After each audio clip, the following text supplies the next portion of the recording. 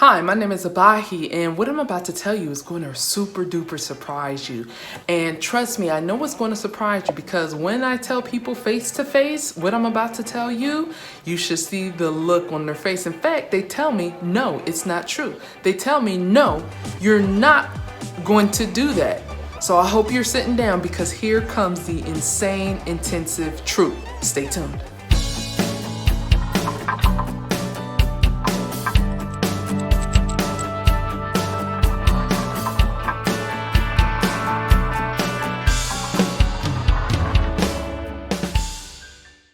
Hi, my name is Abahi and I am a claims adjuster. My goal of this channel is to help guide you newbies who don't have experience into transitioning your career so you can become a claims adjuster and make a very lucrative income. If you need more help, you can go to www.majoradjusters.com. If you like anything I'm saying, don't forget to just subscribing down below.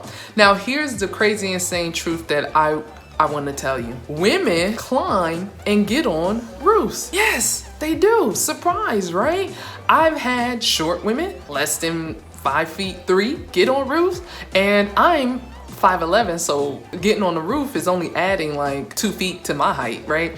But truth is that when I tell people I'm going to get on the roof, homeowners tell me, oh no, you're not. Oh no, I don't want no woman on my roof. You gonna get on the roof? You got guys out there drinking their beers on a Friday afternoon. They want to see this. I've never seen this before. Whoa, you sure do know what you're talking about, don't you? It's like, yeah, I'm the roof girl. Of course I do. I get on every roof I possibly can, and I do it at absolutely with no fear, no anxiety, no worry. I just get on there. I do it with absolute superb greatness too.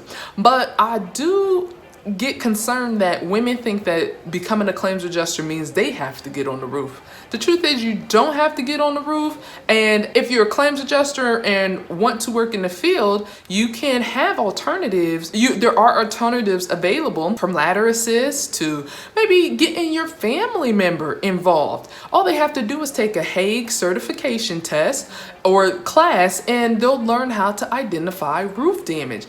Or if you want a better, more affordable route, you train with Metro Public Adjustment and let them show you how to become an identifier of roof damage, because they do a great job at it too. I started my career out before I became a claims adjuster. I was in roofing, and that's when I was meeting with claims adjusters and I was learning about what they do.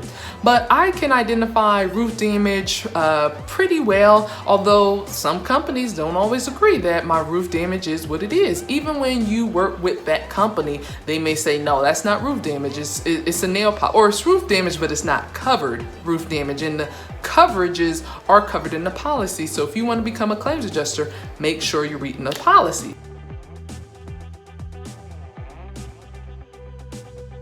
So here's another surprise for you. Being afraid of heights, or not wanting to be outside and get hot and sweaty, because I do get hot and sweaty up on the roof. It can be like 100 degrees. It can be too hot to touch. You can still become a claims adjuster, even in the field. Again, there are alternative ways for you to do that. If you want to climb roofs safely, just make sure you get like cougar paws, make sure you get a hook, rope and harness, and to learn the safety procedures so you can do your job efficiently and most importantly safely.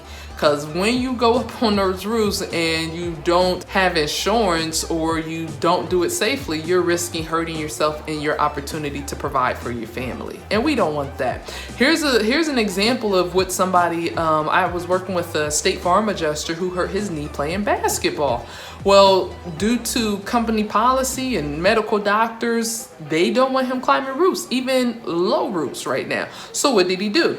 Did he use a drone to take an aerial shot? Did he ask a roofer to take pictures? Did he walk around the house and just take pictures from the ground? Or did he use the ladder assist to take pictures? Was it a drone, roofer? Did he take pictures from the ground? Or did he ask the roofer? Yeah, did he ask the roofer? So 4 different choices. And if you haven't guessed by now, of course, he asked the roofer, me, to go up there and take pictures, which I did, and we were able to get that homeowner a brand new roof. All he had to do was take care of his deductible, which he did, and he got himself a nice roof that isn't leaking, looks beautiful, and added value to his home. And he's like months away from paying off his mortgage. So you know that's a great feeling. So I know this is going to surprise you too. Something else that may surprise you. And I'm curious to know, so you can reply in the comments below. But what I would like to know is, oh, put your answer in the comments below. I should have said that before I gave the answer away. Oh, just so you know, a desk adjuster position can pay as well as a field adjuster position. But to make the most money, you do want to work in the field because component pay pays the most amount or the most in salary. Working in the field does have its benefits. You definitely don't feel like you work a 9 to 5. You don't have somebody hunching over your shoulder. You don't have to drive through traffic just to get to work. You can actually start your time. I know when I'm working 12 or 7/12s, I start my time as soon as I get in the car. And when I get back home, like it's 7 to 7 or 8 to 8. Okay, I'm like literally in my car 8:01, back home in my driveway 8:01 p.m. That's a 12-hour day. Now, if you work with State Farm over in Duluth, Georgia, and you have to go to the facility, well, depending on where you live, your day starts an hour before you got to be at work. So you still are working 12-hour days, but you're also driving, let's say 2 hours, 1 hour there and 1 hour back. So your time commitment is 14 hours. When you start making real money, when you start making life-changing money, you value your time 1,000 times more than you do the money you're making. I like my free time. I go kayaking, biking, camping, to the beach. I'm all over the place. I don't want those 2 hours to be dedicated to driving in traffic. Okay, I still make long drives, don't get me wrong, but I'm being paid for those, and I enjoy those drives because usually I'm driving the opposite way of traffic. Sometimes it's through traffic, but it's not every day. It's not 7 days a week. Okay, if anything, I'll just push my appointment till 10 o'clock and again leave at 8 where you guys are already at work, you desk adjusters. Now, there are some negatives to working out in the field too. You do stay in your car, pretty much all day. You write your estimates in the car, you print paper in the car, you eat out your car, but you can get a good meal in your car if you're very creative. You can also eat out at a restaurant. You can also work at restaurant. You don't have to be in the car. But sometimes when you are in the car, it's hot, or it might be raining and you still got to do your inspection. You got to go into crawl spaces. You got to go into filthy houses. You got to go into filthy yards where people don't pick up those huge piles of canine waste. It's awful. So those negatives do exist, but boy, do I just tune them out because the positives way outweigh the negatives. So this is where working inside wins though, with the rain and the hot and the cold. Essentially, I still don't understand why women wouldn't at least just try to get into this lucrative field. Just try. You can end up really enjoying the fact that you're just helping people, that you're seeing people hurt and depraved, and when you come in, you become their angel. You give them new life, new energy, a new breath of air. And that feeling has to be like motherly. That feeling has to be like nestly, where you just want to take somebody and just give them a nice big old hug. And people give me hugs all the time. That's what they do. Even post-COVID they do. Okay, so maybe it's the child care thing. I know a lot of field adjusters who take their kids though with them. I met one field adjuster who worked out of the Texas office for Allstate, but family lives in Mississippi, and sometimes his daughter in the summertime at least was coming to deployments with him.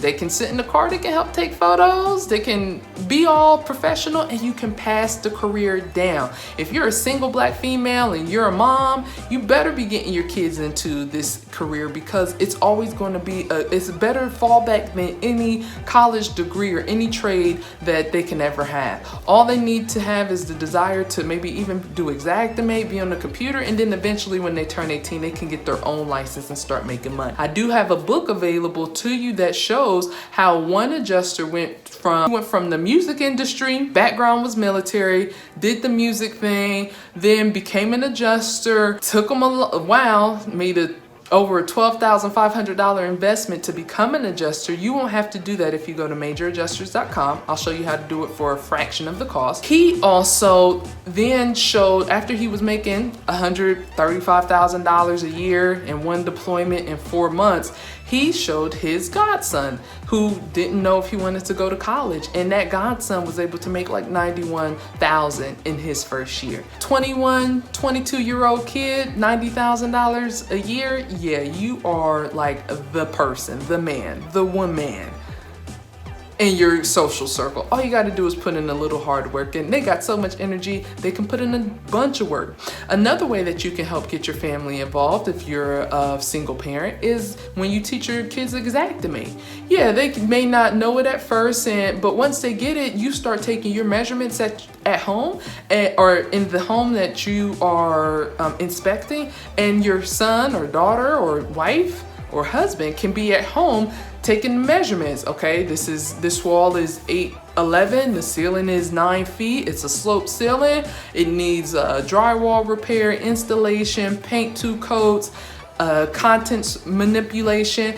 While you're making the measurements, by the time you get back in the car, your Xactimate estimate is already written up. All you have to do is document the loss, make your notes, and then do your photo documentation and photo labeling, and then you're done. So now instead of doing 2 or 3 claims a day, maybe you're doing 5 to 7 claims a day. And when each claim is paying anywhere between $300 to $600 each, starts to add up. If I can help you make money in this very lucrative industry, would you let me? Don't forget to subscribe. Recording? Okay, we're recording. Just introduce yourself, tell us who you are, and let's shoot. We should move. Let's sit over here. Thank you.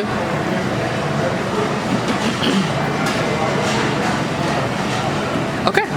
Oh, okay. Yeah, tell us about yourself. Hi, my name is Tika Hall, and I am a former online adjuster on the auto side. I am always interested in wearing, many hats, and I enjoy working in the insurance industry, and I'm pretty much knowledgeable when it comes to the auto side, and so I wanted to explore the avenues of the in the industry as far as it relates to property, possibly commercial property. It's a definite possibility. Absolutely. And so, how come you decided to join Metro? I loved the way, the professionalism first and foremost, in which John and his assistant initially approached me. John didn't sell me. He told me about the company, and I guess because I was so knowledgeable already with the background in insurance adjusting, I knew that he wasn't trying to sell me. He was informing me of a better opportunity to better me, to better my knowledge, and to spread the knowledge. If you enjoy talking to people, helping people, and learning, I'm excited about getting my camera and taking the courses. As a matter of fact, as soon as I get home, I want to see how smart I am. I want to, because I'm a guru when it comes to the auto side of adjusting, and so I just want to me, that house or that commercial property is going to be an auto, and I'm just going to take the practice test and see what comes of it. I'm not even going to worry about the money. The money will eventually come. I'm excited about this opportunity, and I plan to run with it. I've always been the best at what I've done. You're going to hear my name again, and possibly in life.